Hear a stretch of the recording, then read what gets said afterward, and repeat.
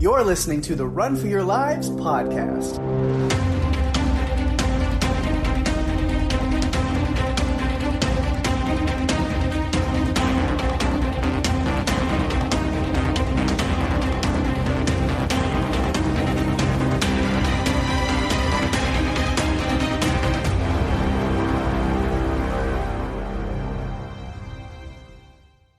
Hey everyone, welcome to the show. I'm Daphne. And I'm Pake. And this is the Run for Your Lives podcast. This episode, we are talking about the stop-motion animated dark fantasy film, which is one of the greatest animated movies of all time. Anyone who disagrees with me is dead to me forever. ParaNorman.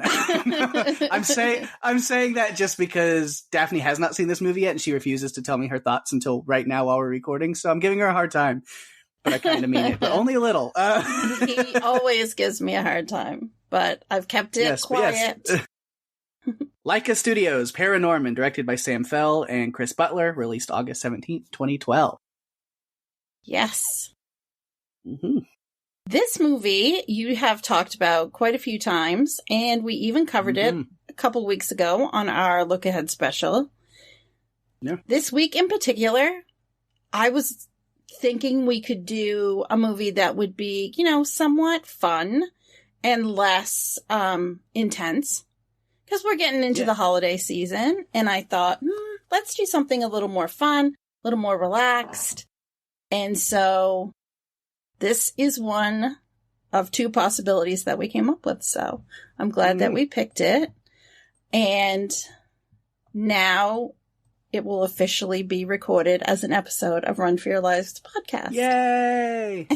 Yeah, I've had this one in mind. I'm excited. I'm gonna try my best. I can't speak for Daphne. To keep this PG 13 at most, but try to keep it clean. It is a kids movie. It's a dark kids movie. It's got a lot of innuendo and like stuff for the adults in there, and it can get kind of intense and scary. And there's some stuff in there that, like, the way I put it, I was like, it is a kids movie, but it is catered for kids who are a lot like Norman Babcock, who like things a little dark. Yes.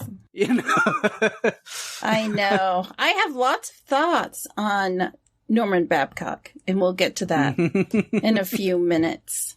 Yeah, it's a good preteen movie. I'll say that. That's kind of their target audience, where, like I said, there's adult stuff and themes in there that, like, just go over their head, and if they're mature enough, well, they'll catch it and think it's funny, and they can be like, "Ooh, I know what that means." They can kind of play with that. But then, younger kids, I don't know if I'd refer to this as a kids movie in that regard, but yeah, I was thinking about, would I watch this with my nieces, and they're 5 and 7, and no, not yet. But maybe in the future, when they get a little bit older, I would introduce them to this movie, maybe. If I liked it, which I'm still not going to say whether or not I did until we get into the discussion. And I, too, am going to keep this PG. Because I want people to be able to listen to this. Like, as we've talked about, if kids listen to podcasts, because I don't know. I don't really know. But if you're listening and you have really cool kids who are into this movie, then it is safe for their ears. Yes. So we're going to start this podcast out the way that we always do, with some behind-the-scenes information that I was able to uncover. The stop-motion animation was produced at Laika Studio in Hillsboro, Oregon. The story was coincidentally written by Chris Butler, who was a director on this film as well. This was the second film for Laika Studios, which brought us the amazing 2009 Oscar-nominated film Coraline, as well as The Box Trolls in 2014. Pake is shaking his head, like in the affirmative. I am a huge, to cut in a little bit on, Laika is maybe the best animation studio, my favorite, because they do everything stop motion. Like I said, it's Laika Studios, the gods of stop motion animation. I watch everything that they have released, like, ASAP, on principle. When it comes out to theaters or like, I'm on it. And I just love them so much. Like, this movie fits the most with Run for Your Lives, obviously, but man, I'd love talking every single Laika release. I've seen them all. I own them all. I've got, so Ben, maybe we need a Laika episode of Wilhelm. Hint, hint, Yes. cough, cough, wink, wink, nudge, nudge. Uh-huh. Agreed. They're all so good. Yeah, you mentioned Coraline is great. It's another one that I think we could do. It is very creepy for a kids movie, even more than this one was by a long shot. Box Trolls is amazing and adorable. Kubo and the Two Strings is a lot of fun. Great kind of action adventure for kids with a lot of this kind of feel. And then Missing Link is their like latest one that it was okay. Like, as much as I love Laika, it was fun. It was enjoyable to watch.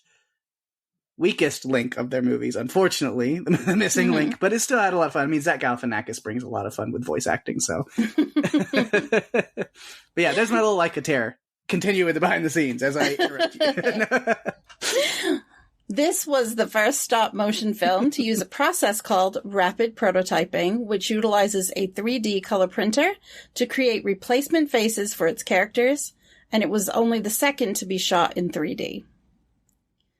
The voices were provided by Cody Smith-McPhee, Casey Affleck, Anna Kendrick, Christopher Mintz-Plasse, and Tucker Albrizi. It was nominated for an Academy Award, like Coraline. The revelation that Mitch is gay makes him the first openly gay character in a mainstream animated film. It cost $60 million to make and grossed $107.1 million at the box office. It's 92 minutes. Pake, why don't you tell us or give us a little glimpse into what this movie is about before we break it down? All right. Quick little synopsis for you here. A misunderstood boy takes on ghosts, zombies, and grown-ups to save his town from a centuries-old curse. So, we're probably just going to jump right into it anyway. I just want to say that I had never seen this movie. Which, it's one of the few that we've covered that I hadn't seen prior to us deciding to cover it. And now that I have seen it, I now have an overwhelming urge to go watch Coraline and the Box Trolls. Yay! I really liked it. Okay. Yay! Get on the Laika train. It's a wonderful ride. I do think eventually what's going to happen, though, is there will be a movie that Pake likes and I don't. And we'll have a discussion about it. But this is not the one. Honestly, who wouldn't want to be friends with Norman? I know he was the weird kid in town. I want to be his BFF.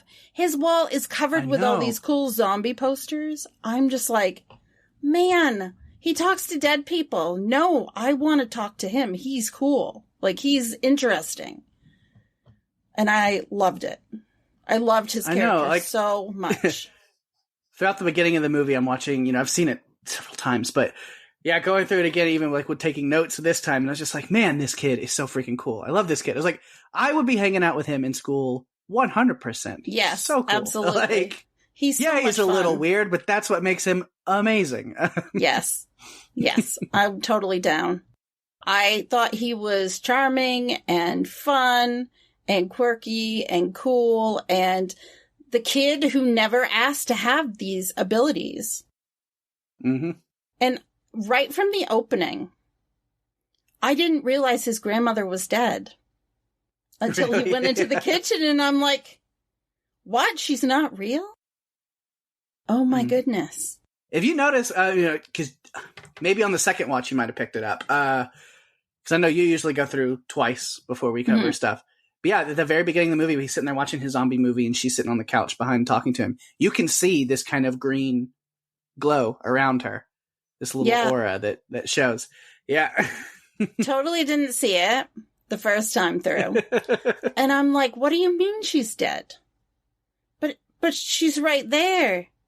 And you could tell that they had such a cool connection right from that very first scene that they had together. Mm-hmm. I just appreciated it so much. And I didn't know where this movie was going to take me. I had not seen any previews. I basically was going off only what you had told me about it. And that wasn't much. So I went in thinking, okay, I'm going to watch a movie. Not really sure. It's a kid with special abilities, and there's something to do with zombies and maybe a witch. And that's all I knew. I knew nothing else. Yeah. It was cool though to go in that way, and I enjoyed the animation itself. I thought was cool. The score, which I didn't bring to the table any information on the music from the film, but the score I enjoyed. At the various more intense parts, I thought the score really added to the intensity of those moments when, you know, Norman is trying to his best to do the right thing and save his community, despite the fact that they just point at him and think he's weird. Yeah. You can pick it up on a really cool yellow with splatter vinyl for $35 on the Laika store. I've been tempted many times and looked at it. So yeah. You know, even right from the beginning when he's walking into town, the way they presented it to you is he's walking into town and he's talking to people, but there's no one there. So you know he's talking to ghosts. And then all of a sudden it switches the view and you actually see him talking to ghosts. I thought that was really well done and clever. And it shows where he's at that point, because he's very friendly and talkative with all of the ghosts that he passes. And then the one actual living person who walks by, he's just like puts his head down and walks past him. Like he has no time for real living people. Like it's like, dude, I feel you, man. Well, you have to wonder, does he just think, you know, even his dad thinks he's weird and tells him that.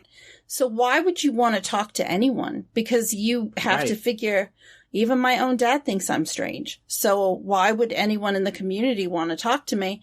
They all think I'm strange too, because you can see people throughout his walk to school. You can see people whispering and talking about him. So you realize that he really is all alone. And I felt for him. This poor kid needed a hug.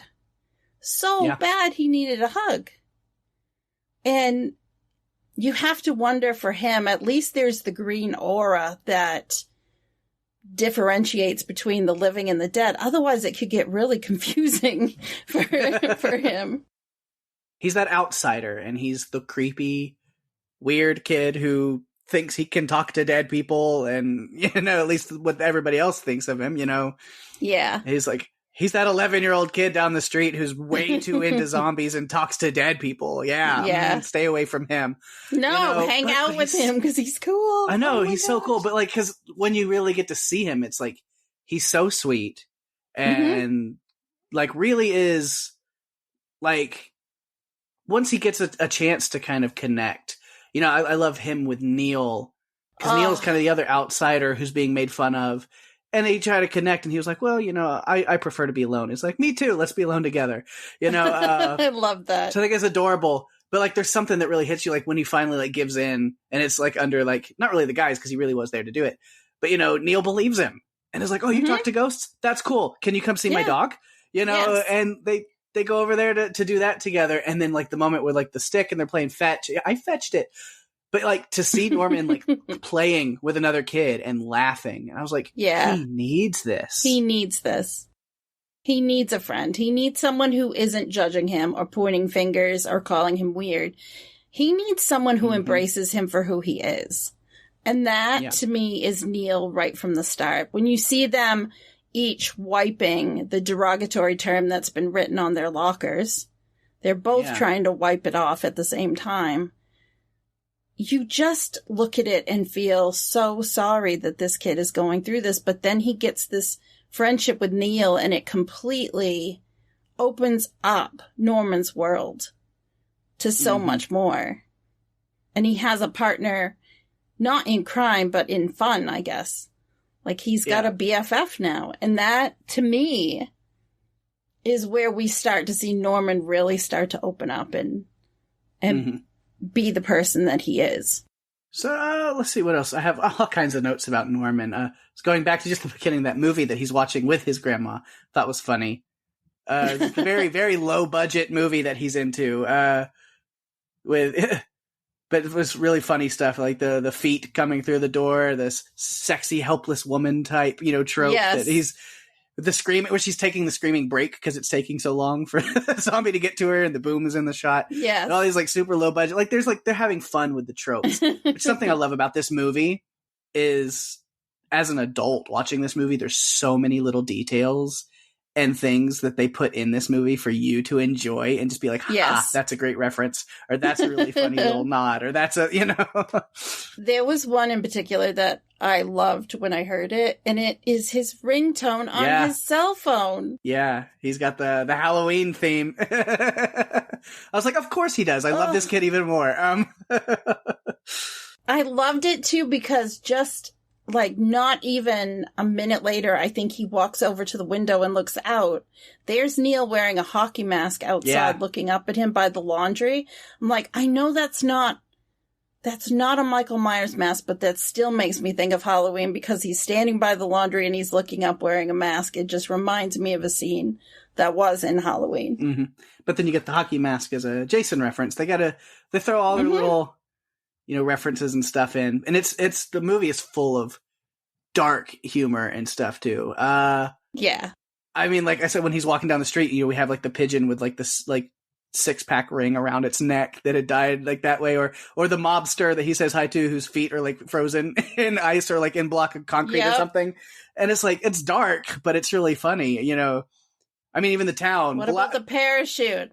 Oh yeah, what about the lady on the parachute? Hang in there. He just looks How's it hanging? Yeah. Which, speaking of that, the town itself is a fun, it's kind of like the Salem witch trials kind of thing is what it's based off of. It's kind of this northeastern town like that. And like the town is very fond of their old witch hunting ways. Like this whole like witch's curse because of that. And it's kind of the whole gimmick of the town. Now it's like Roswell in that way. It's the Roswell of witches, where they do like, we have the teacher talking about like, that's how we sell keychains and memorabilia, is because this is the witch town. And the town, the sign, which is, Blythe Hollow, a great place to hang, and you have a picture of a witch being hung. Like, it's dark and twisted and hilarious. I love it. I wrote down all of the strange little store names that came up. There's like Bewitched in Blythe, Witchy Wieners, Witch's Kitchen, Witch Point, and the Lucky Witch Casino. Are just a few of the witchy references that you get with businesses in the town. Mm-hmm. Well, I mean, in the school play where they're running over like the witch's curse and what happened back in those days, they have the whole like group of kids singing Season of the Witch, which is so funny. Yes. I love it. Season of the Witch is the name of the third Halloween movie. Mm-hmm. The one that's not connected to the others. Right. Yeah. They're singing Season of the Witch. During what Thanksgiving play have you ever seen that? Never. Well, no, I think it's just kind of the history of the town. Because, like, it's all based off the, this witch. It was the, Agatha Prendergast, and her being killed for being a witch, and then her putting the curse on the town. Like, even though I don't think the townspeople really believe in the curse until it happens in this movie. Yeah, no. But it's kind of their, like, claim to fame, like, ooh, this is the creepy thing that happened here, and we all kind of run with it, Yes. They're all having the same, not delusion, but support of a trope, basically, as far as, a story, a tale from the past. And they all support it. They love it. Mm-hmm. I basically called it, though, a ridiculous play, because I thought, what on earth? And the teacher was just... Mrs. Hensher. She's a little too high-strung for me, and there were moments in this film that she appeared that I'm just shaking my head. Oh, my goodness. Alex Borstein, the actress, she's so great. I mean, she's so good. Very dramatic. I don't think Norman would ever be able to reach her level of gusto that she was wanting him to.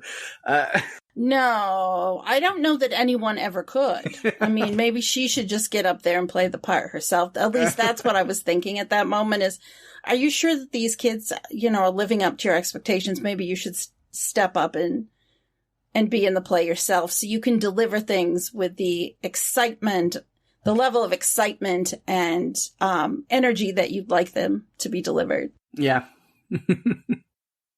Yeah, and we start seeing when Norman, we know he experiences, talking to ghosts and being able to commune, but then things start getting a little weirder, where the way that Prendergast puts it to him, is, start seeing things, through the veil, basically, where, bad omens, faces peering through the veil.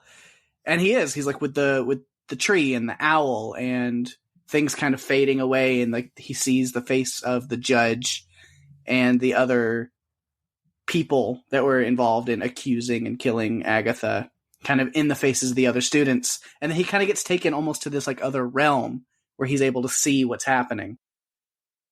I liken that to what happens in Silent Hill, either in the games or in the movie, where you're in present day and then all of a sudden things start to disappear or dissipate and you're in then a really dilapidated, scary place. Yeah. And so that's what that reminds me of, because he did start seeing those signs. And Prendergast, I feel like we have to talk about what he does or what he says to Norman that kind of steers him in a direction that I don't think Norman wanted to go in, but he doesn't really have a choice. Yeah, Uncle Prendergast. He's been keeping tabs on Norman. It's a little creepy.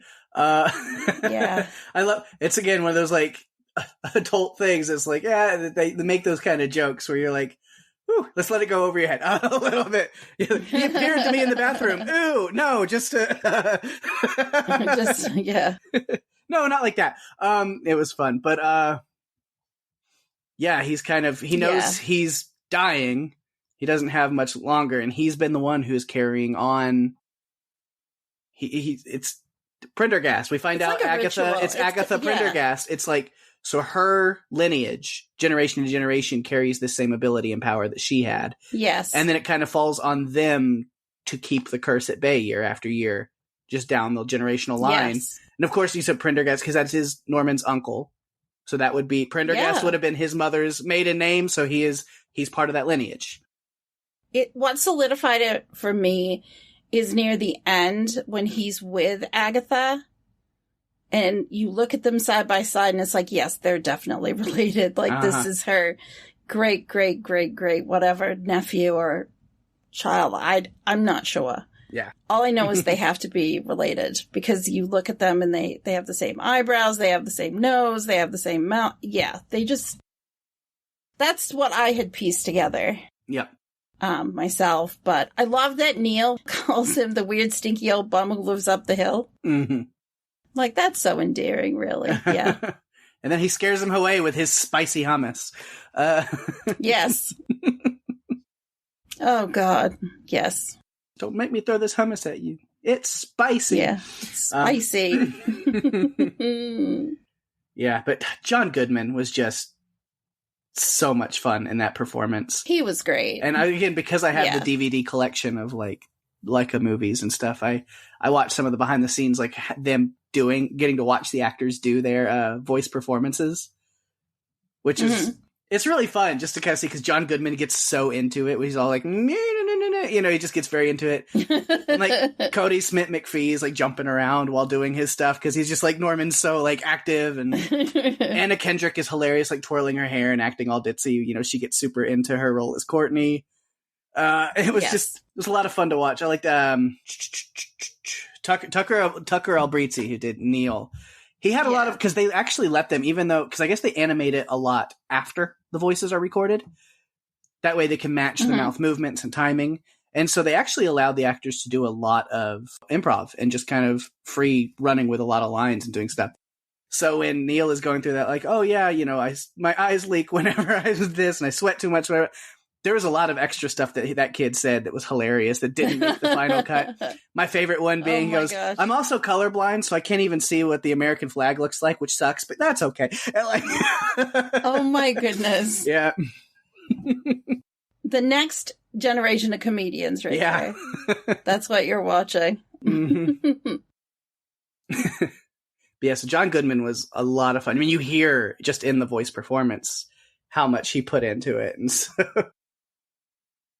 do I look crazy to you? Yeah, well, yeah, maybe. Mm-hmm. I loved, too, the relationship that Norman had with his grandmother, who was voiced by the amazing Elaine Stritch. This was her last film that she worked on before she passed away. But I liked that that there was one point where he's talking about being scared. Mm-hmm. And he's also wondering why his grandmother is still there. Like why she didn't go to heaven. And she basically says, well, I was supposed to go frolic with your grandfather, but I don't much like frolicking. So she kind of stayed and is watching over him because she promised him that she would. Yeah, that's kind of that. Because they talk about that in this movie a little bit, the whole unfinished business. They call it their duty. Yeah. Because, Prendergast moves on after he's able to give Norman, hand over the reins to this, being the keeper of the curse, basically. And then he's able to move on once he knows that somebody else has it in their hands. But then, so the grandma, we find out hers really is she's just like, I'm just sticking around to keep an eye on you, which is so sweet. Yeah. He talks about being afraid, and she basically gives him, I think, what's really great advice, which is there's nothing wrong with being scared so long as you don't let it change who you are. Yeah. And given everything he goes through after that point, I think that's the best advice that she could have given him, because he went to a really scary place. Who wants to go to a graveyard in the middle of the night? Or that dusk, I guess.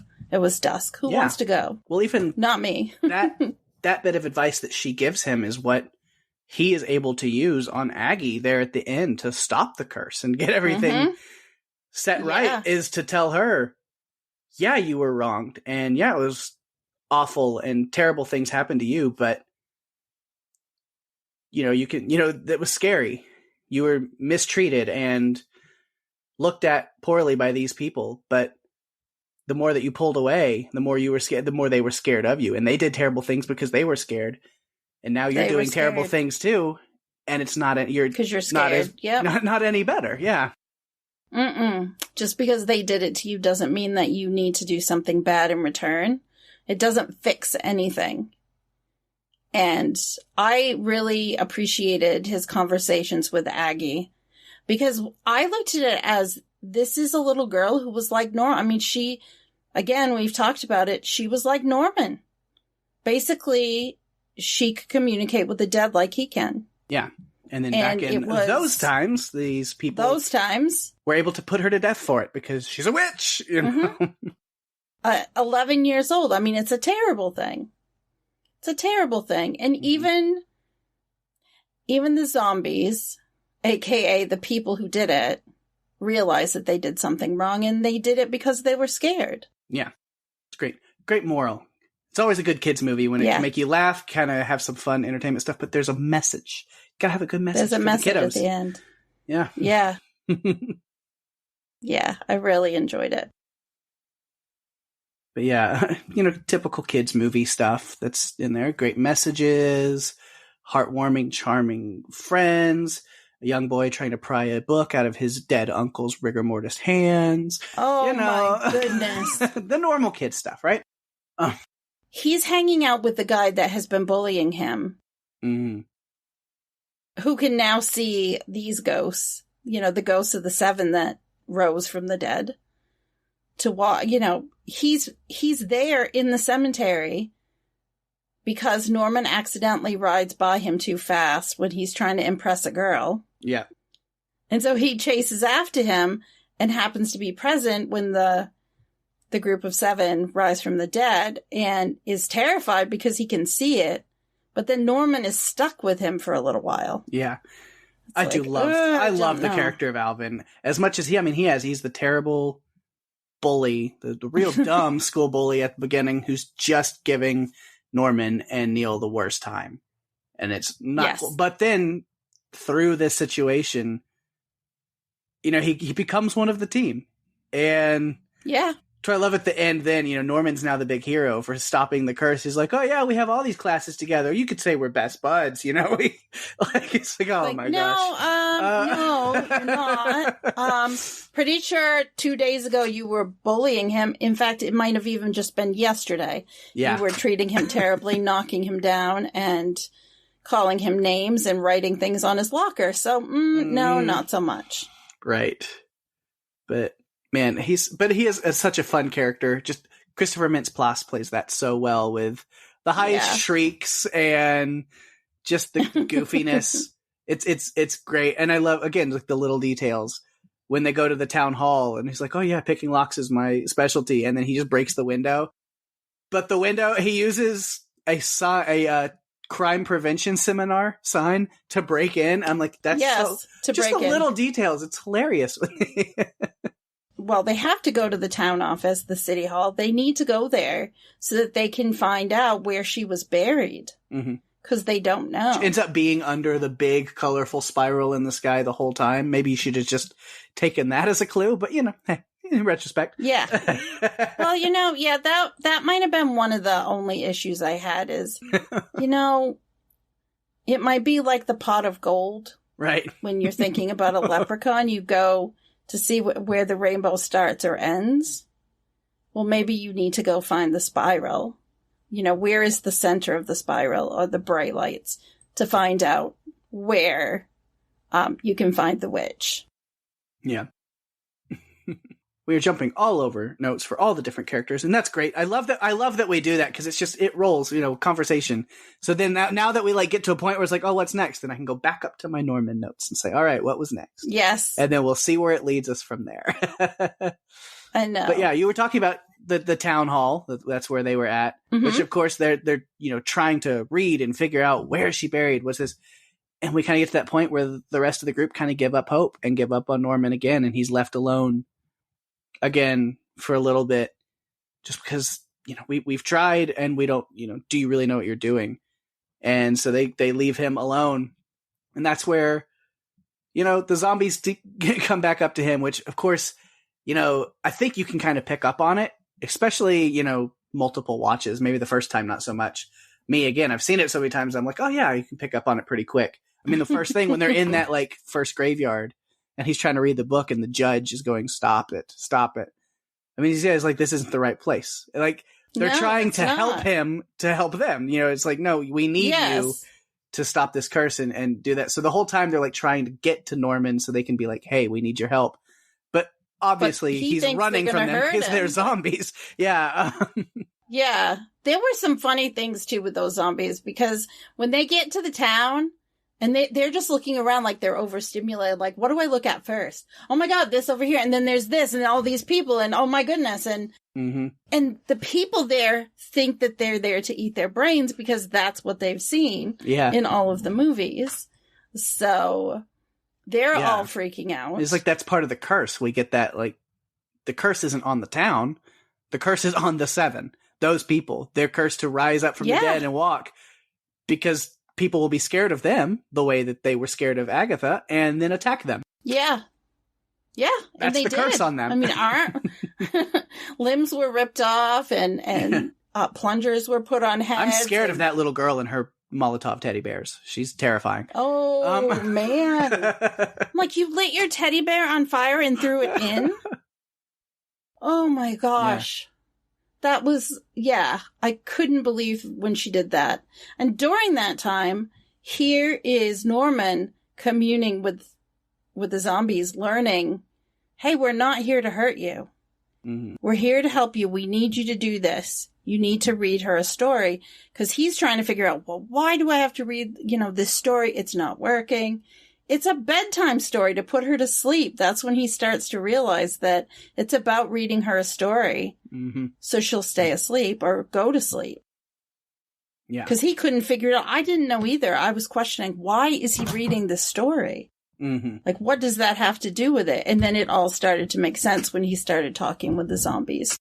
It's the twist kind of, you call it that, this is really clever and really creative. It's a very fun turn on the zombie genre and this curse and it's unique for sure. I don't think I've seen anything like it since, or it's no. Mm-hmm. And but yeah, with them wanting him to read that book, like you mentioned, and he's obviously, because he's able to kind of travel that realm and see what happened to her, he's upset for her, and he throws the book back at the judge and says, you read it to her, like, what you did to her was horrible. Why would I help you?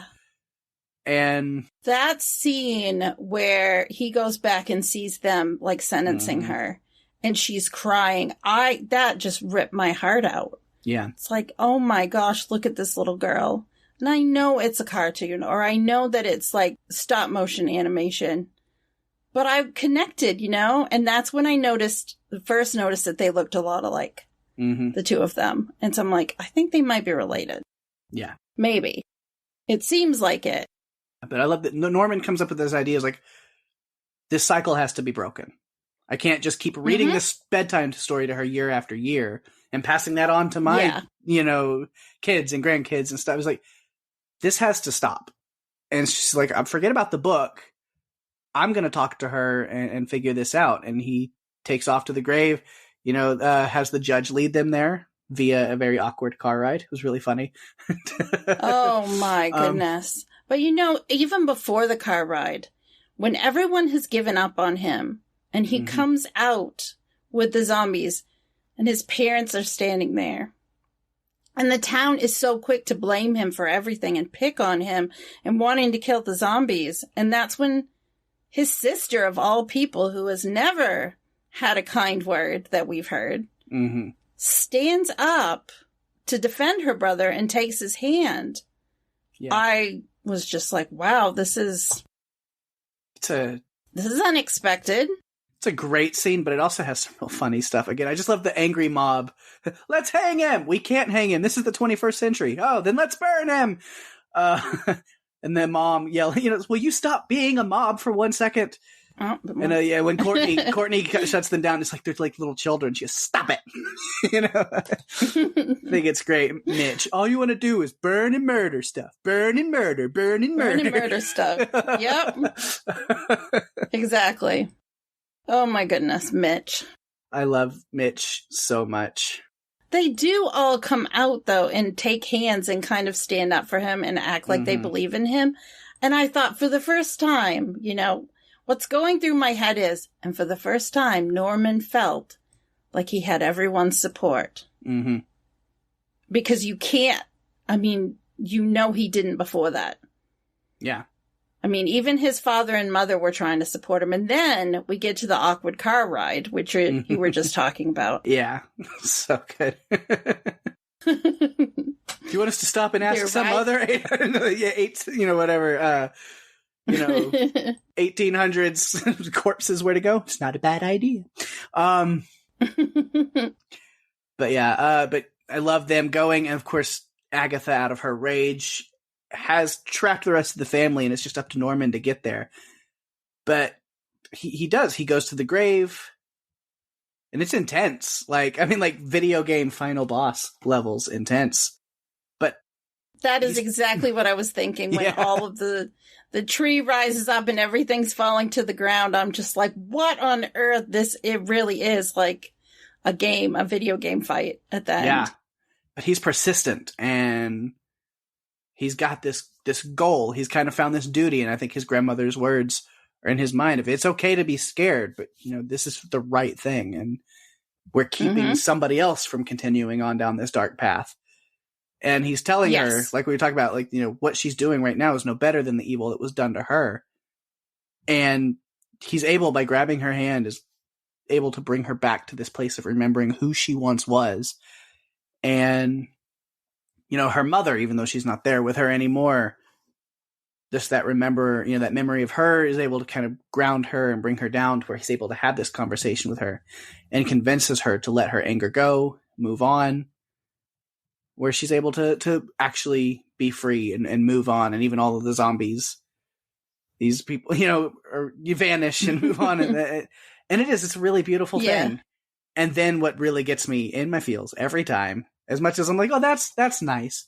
But then it's after that when he's embraced and given praise by his entire family, his sister, his dad. Yes. And that's what he needs. You're talking about like, man, this kid just needs a hug. It's like, but by the end of the movie, he finally does, yes. gets that, and he gets the like appreciation and love from his family that we haven't even seen him have.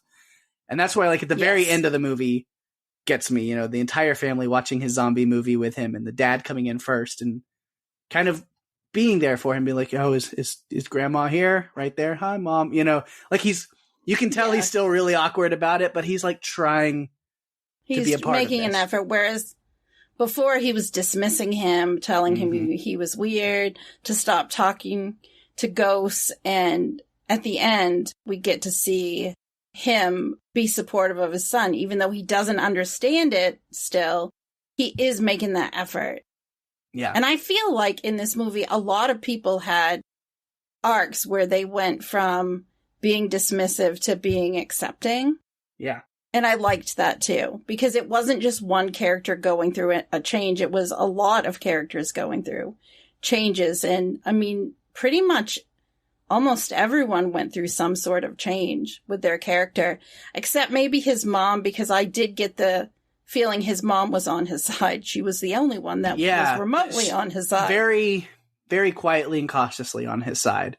Mm-hmm. You know, she doesn't really speak up for him. We have that moment where his dad is being just horrible to him. You know, it's that line, those things that really cut deep, where he's like, you know, I didn't ask to be born this way. And his dad goes, neither did we. Just like, ouch. Yeah. You know, but then that hurts. But then again, that theme comes up where his mom looks at him and goes, you know, sometimes people say mean things because they're scared. Yep. And he goes, well, you know, I'm his son. He shouldn't be scared of me. He's like, well, he's scared for you. You know? Yes. Because I think he knew what the outside world is like, and he didn't want his son to have to go through even the things that he was going through at that time. I think with the mom in particular, I think this was her lineage. Like, it was her lineage that... So I wondered at different times, does she know... Yeah, it's another some of those lines and stuff that were taken out or didn't make the final cut that I got to, while watching this, like, watch the actors do their voice stuff. Jeff Garlin and Leslie Mann were great together riffing on a lot of stuff, that the parents. And there was stuff that didn't make it in, but you see, like, yeah, this was definitely her side of the family. Jeff Garlin, if you know who he is, I mean, he's an incredible comedian, great improv, and...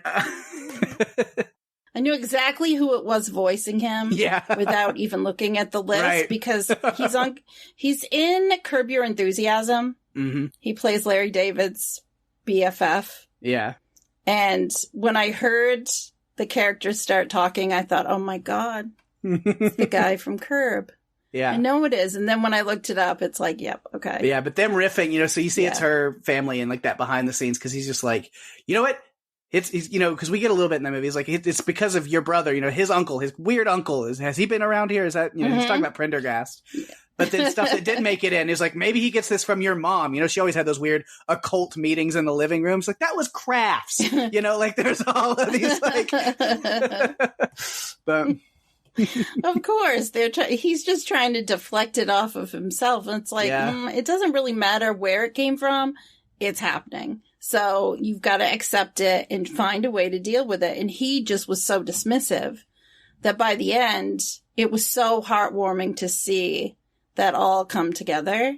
And for Norman to finally be in a home environment that's supportive of what he's going through.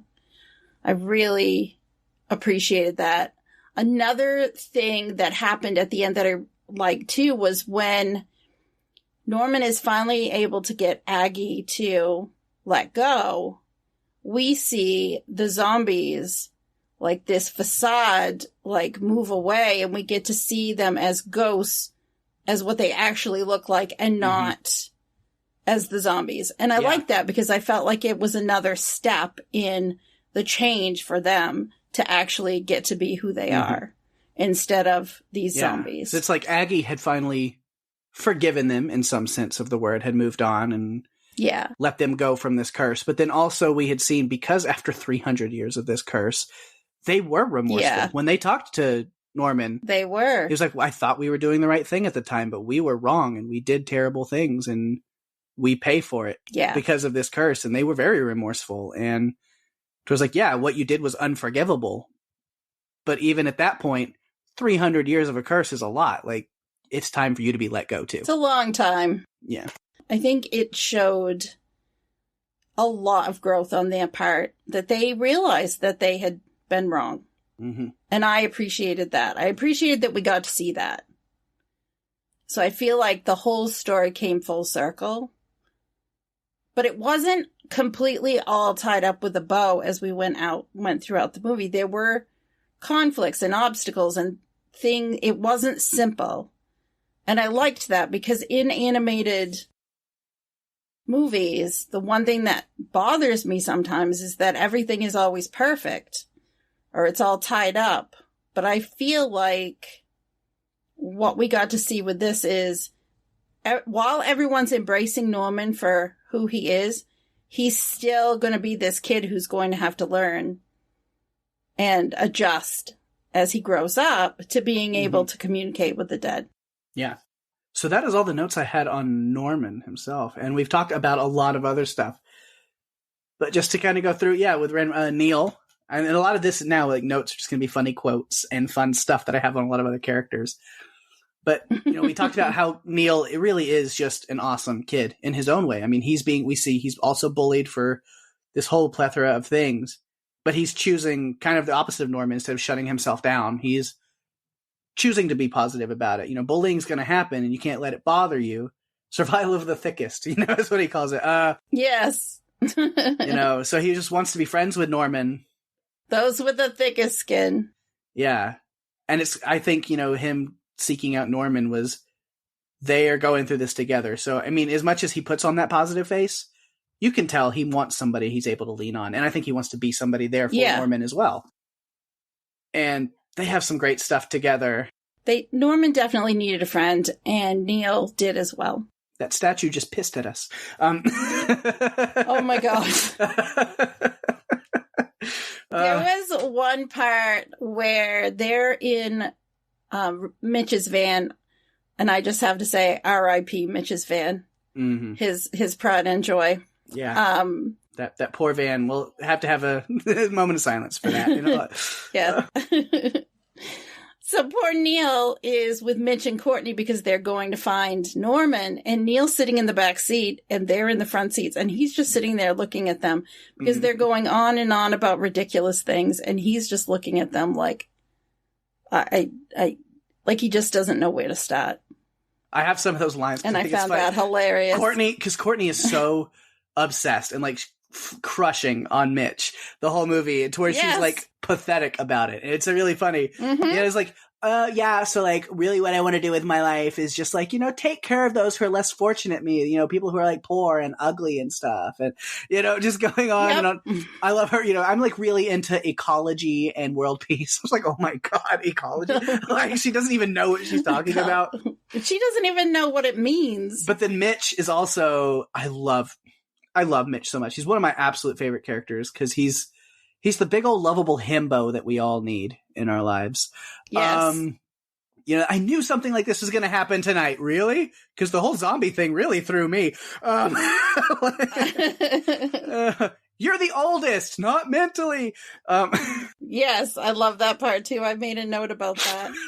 I liked that we get this picture of him being like this rough, tough guy working on the van and everything. And then we learn at the end that there's a lot more to Mitch than we knew. Yeah. And I liked that. I liked that reveal. He's adorable. Cause he's just clueless, and that's his character. And I love, before talking about that one, but one more, we're in the car where she's like, it's like, man, you are like jacked. He's like, do you do deadlifts? Cause your deltoids are huge. He goes, I don't use deltoids. You can check me. I know. So funny. But that end where she's still, after everything's over and the curse is lifted, she's still like flirting with him. Hey, we should catch a movie, but nothing scary, He goes, yeah, great idea, Kathy. Doesn't even remember her name. He's like, you'll love my boyfriend. He's a total chick flick nut. I was like, it's the best throwaway line ever. I love it. Because it's like, they don't make a big deal about it. It's just, it's there for the comedy and the moment. Yes. But just, it humanizes him. Like, that's who he is. Yes. No big deal. Doesn't matter. It's just there. And Not I at all. love it. I love it so much. I loved it. I loved that. I didn't see it coming. And when he said it, I just cheered, honestly, because I thought, didn't see this coming. I think it's perfect. I'm all in. Awesome. I need to great. buy it off their website. Again, plugging Laika Shop online, because they have like a lot of Pride stuff that they put out. And I think for 2022, for Pride, for July stuff, I got to buy the shirt, because it's like the Laika like Pride shirt. And it's literally just the ParaNorman, like the kids, like the group walking. And like Mitch is like walking like kind of ahead of him, and he's got the big like Pride flag that he's waving while he's walking with other kids behind him. And I was like, oh, I love it. I'm surprised you have not purchased that shirt before now. It should be a Christmas present to yourself. I might have to. It might be on my list. I can get a bunch of stuff from Laika. They have a really cool, man, I could go on a whole tangent with that. I mean, like they actually at one point were like auctioning off like actual figures from the movies, like Box Trolls and ParaNorman, like the actual, oh my goodness, like figures that they had used and filmed the stills from. So they had a bunch of different Normans that they had like used to make the movie. And I was like, God, how awesome would it be to have an actual oh my gosh, Norman that was a frame in that movie. Like that would be so cool.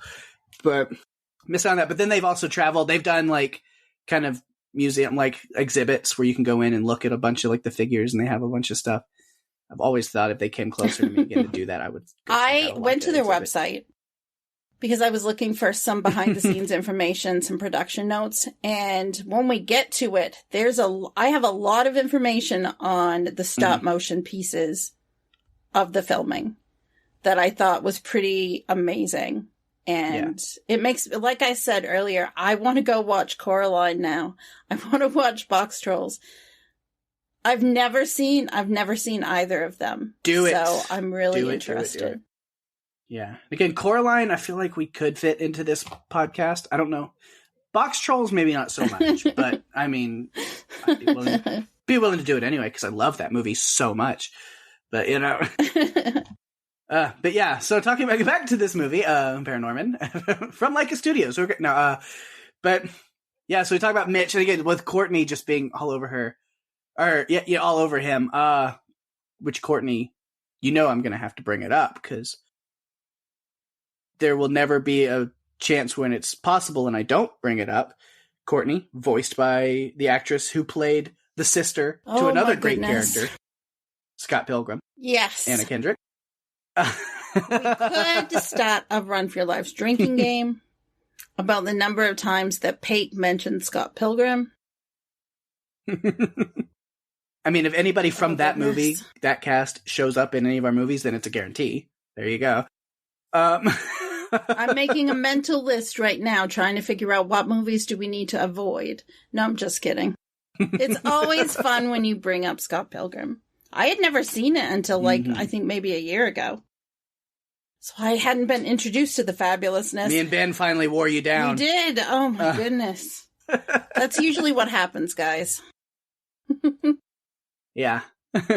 Let's see, what other so yeah, just random notes. I mean, I have a bunch of other stuff. Neil, again, just the line, the kind of throwaway line when he wants Norman to come and see his dog Bub, and just that, yeah, he was run over by an animal rescue van. Tragic and ironic. Oh, I love that whole scene though when they were playing fetch. Loved it. And when the little dog pops up and he's kind of cut in half, but he goes around and sniffs his own butt. I'm just like, what? Of course you did that. Of course you did. Yeah. Of course you're going to put that in. Mm-hmm. Yeah, it made me laugh. Right. It made me laugh. Let's see, what else? Maybe it's just like lines at this point.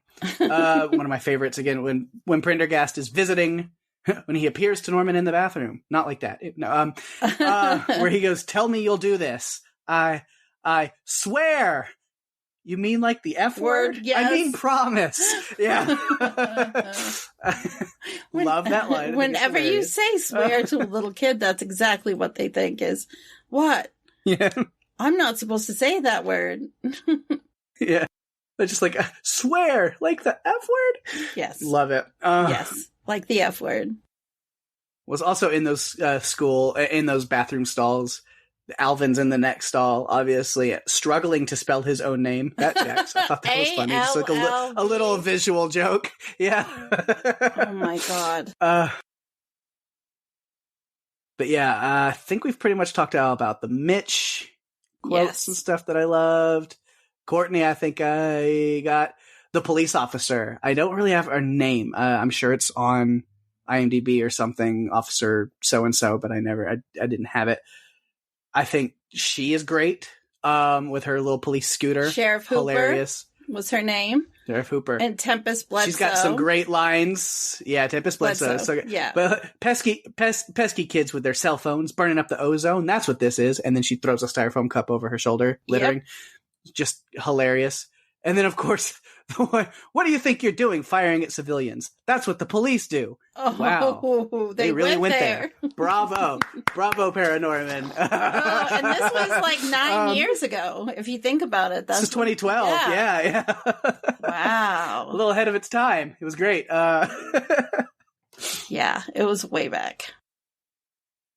Yeah, and then Salma, we don't see her much, but she's the Young Genius Award winner, the other kid at school who's super smart. They have to call while they're in this van to figure out where the witch is buried. She's the one that sends them to the town hall because they might have some record there. Yeah. But I just think, she's fun. Yeah, she was at the beginning too with Neil. I feel like she was, she was with Neil at the start. Getting him to come along. Yeah, because Neil kind of wants to say something to ParaNorman, to Norman, and she's the one that's like, no, this isn't our fight. Let's go. No, don't do anything. Yeah. Yeah. Let's see. Yeah, there's a lot of good comedy with the zombies themselves. I mean, when the 7 are rising from the graves, and you just get one that comes up butt first. It's like, of course, can't have a kids movie without a great butt joke. Or the one like dropping its ear and reaching for it, or the teeth sticking into the door whenever Norman slams the door on him. That was great. Like just a lot of great visual gags. When they get into town, the guy who's prioritizing his barbecue chips, even though he's scared to death of the zombies. Like they keep getting closer, and he's waiting for the chips, and then finally they get close enough, and he runs off, and the chips drop. And then he comes back. And he comes back screaming the whole time to grab them. Yeah, the greasy pieces. That's what they were called, greasy pieces. Yeah. There's just so many visual gags and jokes in this movie that are incredible. I love the townspeople that are so ready to handle the zombies. Like, they might be enjoying it a little too much, Just a bit. Yeah. I thought it was funny, too, when the kids, I think they came into town. Or someone looked over and thought that the zombies were eating everyone's brains. Yeah, it was Courtney was like, "Oh, it's terrible! They're eating all the people," and they run off, and then just like, "No, the people are beating the crap out of them. Yes, like, the zombies are not winning this fight." And the judge kind of stands there and motions for them to follow him because he sees them getting, torn to pieces. It becomes this twist where the zombies are scared of the townspeople. Are like, "We got to go hide. We have to get out of here. They're coming to get you." Papa. And then yes, they are. Then they go to the city hall and go inside. Mm-hmm. That's crazy. And with that, though, I think that is all the notes that I had. A lot of just like little funny. Once we kind of talk the main storyline with, through the eyes of Norman, then it's like, yeah, I've got a bunch of other like quotes and funny visual gags and stuff. This is a movie that like is great to rewatch over and over because you'll catch stuff that you didn't catch. They'll catch new stuff every time. All kinds of funny jokes and stuff hidden within it. Absolutely. I think I have used all of my notes because some of what I would say are under production notes. Because I don't want to say them just yet. I don't want to share them until we get there. Of course, now, if that is both of our notes, then we are there. And it is time to do them. Excellent. We will get started with that. So, co-director and writer Chris Butler had previously worked as a storyboard designer on Laika's Coraline. And he also worked in the same role on Tim Burton's Corpse Bride, which is another movie I haven't seen, but I've heard good things about it. So there were 60 puppet makers that created the 61 characters. Norman alone included 28 full-body puppets. It took 3 to 4 months to create a new puppet from start to finish, not including the design or the test time. The 3D printers were used to create the different faces of all the characters, except for the zombies. Those used mechanical faces and silicone skins. Norman had approximately 8,000 replacement faces, including brow, mouth, etc., giving him a range of 1.5 million possible facial expressions. Again, Laika blows my mind. The stuff that they can do with their... Because it's all stop motion. It's like they are making these 3D figures. There's not like much, maybe like touch-ups and stuff with CGI, but most everything you're seeing are like actual models and things that they have built and printed, and it's incredible. It's pretty incredible. Each replacement face was built from hundreds of layers of fine white powder in the 3D printer. Printing the faces took 4 3D printers, a combined total of 572 straight days of printing time. It's a lot. Replacement faces were used to allow a wider range of character expressions. Over 250 unique faces were utilized for one character to create a single shot that lasted only 27 seconds on screen. The biggest number of unique faces used in a single shot was 545. It was spread across 7 different characters, and this shot is near the end of the film and took over a month to shoot. Now we're getting into the nitty-gritty of Norman's hairstyle, which had 275 spikes, was made out of goat hair held together with hot glue, hair gel, fabric, and super glue, as well as medical and makeup adhesives, thread, and wire, and they finished it up with some paint and human hair dye. It took 18 carpenters, 18 model builders, 6 riggers, 12 scenic painters, 11 greens artists, and 10 set dressers to create 36 unique locations. The film was shot using a Canon 5D Mark II DSLR camera, which I've actually used before. I've used one of those before. I believe they're now up to 5D Mark IV, is the latest version of that camera. To generate the 3D effects, the camera was mounted on a special rig that would take one shot, then slide to a slightly different viewpoint to take another shot. Save for Judge Hopkins, the 7 cursed zombies are not referred to by name, but they did have names. The aforementioned Judge Hopkins, Eben Hardwick, Thaddeus Blackton, Lemuel Spaulding, Amelia Wilcott, Goody Temper, and Wild London. As we mentioned already, that Norman's ringtone is the Halloween movie theme. I thought that was so amazing. Jodelle Ferland, who was the voice of Aggie. This is the second time she's played a character that's accused of witchcraft and gets burned for it. The first being her playing Alessa in Silent Hill, which is a 2006 film. And as I mentioned before, this is the final film for Elaine Stritch before her death. And that, or those, are the production notes for ParaNorman. Right. Well, with that, we've done it. Talked about one of my favorite animated movies from my favorite studios, fun stuff. This one's been a long time in the making. I'm so glad to talk about it. And the greatest news of all is we get to remain friends because you liked it. Yeah. Oh.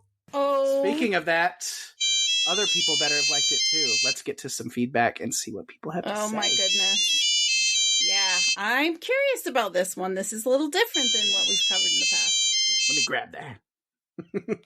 Got a little bit of feedback this week. Unfortunately, not for ParaNorman. Why, people? What? No, I'm just kidding.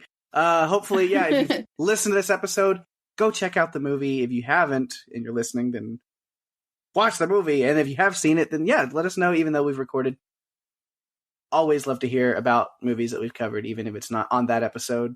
Go back and check it out, or give us your thoughts on what we've had to say about the movie, even. We always love that as well. A little back and forth is always fun. Always. And speaking of that, a little back and forth, though, we do have a little bit, we have one feedback here from our friend Mo Favo over on Twitter about Mama that we covered last week. And she says, "Thank you for the recommendation. Really enjoyed this movie. Just about to listen to your discussion. I hope you discussed Lily's creepiness extensively and why so many people hiked to the cabin to arrive in the dark. Oh, and explain the moths because I'm not sure I understood their representation. Yeah, we talked about a lot of this. We definitely had a lot to talk about with Lily. I don't think we brought up really why there were so many people that were looking around in the dark. Yeah, I don't think we really brought that up. If you've listened to this now, then hopefully any questions and stuff that you had were answered happily. You know, that you are satisfied with our answers and thoughts on stuff. Thank you so much for checking out the movie that you hadn't watched before based off of the fact that we were covering it. That's always really fun. Yeah, definitely. And you know, MoFavo actually had a recommendation for us to add to our list. It's a new film that came out that was pretty much funded by the director. And it's called Agnes. I have not watched it yet, but it's on my list to check out and see if it's something that fits within our Run for Your Lives world. And if it does, then maybe we'll cover it. Cool. But if you'd like to submit feedback, you should submit some feedback on ParaNorman. It would make Pake really, really happy next week. But to do that, you can go to our Facebook page at facebook.com/runforyourlivespodcast. You can email us, runforyourlivespodcast@gmail.com. Reach out to us on Twitter at our FYL podcast or on Instagram, Run for Your Lives Podcast. If you're enjoying the show, tell your friends. We're available on Spotify, Apple Podcasts, Stitcher, pretty much all of the podcast players, including YouTube. Go to runforyourlivespodcast.com for all the links you'll ever need and give us a review on Apple Podcasts, as that's the best way to share the love and get us out there even more. We appreciate it. Absolutely, we do. And yeah, as we're coming up on the holiday season, of course, I hope your Decembers and holidays are going well. Merry Christmas, Happy Hanukkah, all that stuff. We're getting ready for our Christmas special coming up. So yes, get into that holiday mood, holiday cheer, everyone. Yeah, we'll be releasing it on Christmas Eve. So it will be out on Christmas Eve for you to listen to. Hopefully you guys like it. I think it's a fun movie, and I'll tell you a little bit more about that in a bit. Yeah, but first, go ahead and share a little bit of extra love to some of the stuff going on in the podcast universe around us. And of course, what good is it to share love to other people without a little pat myself on the back? So my other podcast, Strange Indeed, if you want to hear more of me, I can understand. Why would you? No, I'm kidding. Of course you want to hear more of me. Everyone loves me. No, but yeah, me and Rima and Jason over on Strange Indeed, covering Lock and Key Season 2. Got a couple more episodes left of that. That's been a lot of fun to cover. And also me and Rima covering Dexter, New Blood over on Strange Indeed. Holy crap, that's been really good too. So you're a fan of Dexter and you've been checking out the new revival series over there, come listen to Strange Indeed and give us some thoughts and stuff on that. It's been quite a ride. So different than what I thought it was going to be. It's just really taking this whole new blood, new story thing. And I like that. I like that it's unexpected. Yeah, for sure. And then over on House Podcastica, they are covering Wheel of Time, Wendy, Ben, and Greg. And they've been doing super good on that. And then House Podcastica just started another show on a whim. They had no plan of covering originally. And then somebody was watching a certain show and decided to indoctrinate everybody in the Podcastica camp into it. Wonder who that could have been. And now everybody over at Podcastica is in love with this show and just on a whim decided, well, we're going to have to cover it. And that is Showtime's Yellow Jackets. And that person who we will blame for all of this wonderful love that we've been, this new show that we're all obsessed with now is, of course, Daphne right here. It is my fault. I take full responsibility. I love this show. I think it's fantastic. And I love that our friends are into it as well. And this week, myself, Wendy, and Penny did a catch-up podcast on episodes 1 through 5. It was a lot of fun to break down all of these theories. It's one of those shows where there's a lot going on. You have to connect the dots. And I'm just stoked to be able to talk about it because it's such a fantastic show. And today when we're recording this, we learned that Showtime has picked it up for a season 2. Mm-hmm. So that's great news. Next week, I will be hosting with Jason and Penny. We'll be talking about episode 6 called Saint. Interesting. I'm excited. Yep, I'm one of the ones that you have brought into your cult of Yellow Jackets, and I'm loving it. It's an incredible show. So definitely, if you have the opportunity to and chance to, check it out, because it's something very unique, very special. Yeah, without giving anything away, I love the way that Daphne put it. It's Lord of the Flies meets Lost meets Alive. And that's about all you need to know. Yeah, it's cool. It airs right after Dexter on Showtime. And you know what? I think they're doing like a free month trial. So if you get in soon, you could catch up on the first 5 episodes and watch the final 5. Great. And then you'll be in the cult of Yellow Jackets with me, Pake, and the rest, the podcastica podcasters. And then if you are a Marvel fan, which absolutely, because as you're listening to this, I have just seen yesterday, the new Spider-Man movie. As I'm recording this, I haven't seen it yet. I'm going to go see it after we're done recording. And then when you hear this, I would have seen it last night if you're listening right when the day that this drops. And so I'm a huge Marvel nerd, and I know a lot of people out there are. Definitely. So aside from the movies, though, Hawkeye on Disney Plus has been insane, has been so good, incredible, and just the implications it's having on the MCU as a whole. I love, especially this week's episode. Holy crap. I still have to catch up. Man.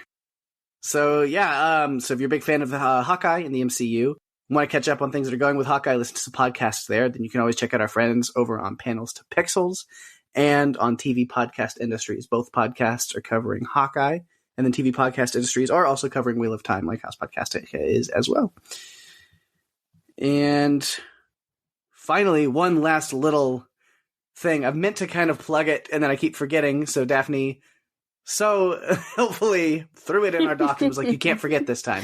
No. Which this is perfect time now because all of the episodes are out. It was a limited run podcast, limited series, 6 episodes, and they're all like 20 to 30 minutes a piece. They're quick episodes. But if you are a big fan of Tremors, like specifically me, as I am here on Run for Your Lives, then they have released like I said, a limited series podcast, 6 episodes called Tremors Making Perfection. It is introduced by Burt Gummer himself, Michael Gross, as he introduces each episode, and then they have an interviewer who's talking to different people. They've had Ron Underwood, the director. The last episode was episode 6, had Kevin Bacon, so they looked at it from a actor's perspective. They had the director's perspective. They had producers. They had special effects people, the writers. So they've looked at it from a bunch of different angles to like really dig into the making of this movie. And it has been, for me, quite a fun listen just to really nerd out and find out a lot of fun information and new trivia and fun stuff about Tremors. So I highly recommend checking that out. But with stuff coming up on podcasts, we teased it a little bit earlier. What is our Christmas present to everybody next week? Ooh, well, of course, we've already mentioned next week we are going to record our holiday special. When his busy, inventive father brings him a unique new pet for Christmas, Billy is overjoyed. That is, until a series of small accidents lead to the town being taken over by small creatures who are the polar opposite of the sweet, adorable Mogwai that Randall Peltzer gave his son. That's right. In our next episode, we're going to tackle the 1984 comedy horror film, Gremlins. Yay! One of the best Christmas movies. Yes. And Pake hasn't seen it, so this is going to be his first time. And I'm really looking forward to covering it, because I think we're going to have a lot of fun. Last year, we had a great time with Krampus. That was just such a crazy movie. Yeah. And we're continuing along that theme this year with Gremlins. Definitely check that out. I think it's going to be a fun one.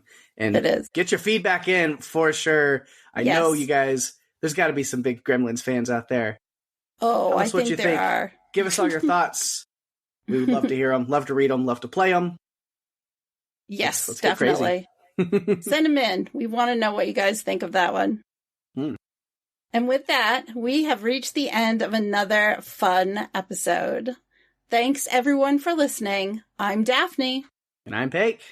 And if you have to run, you better run for your lives. Bye-bye.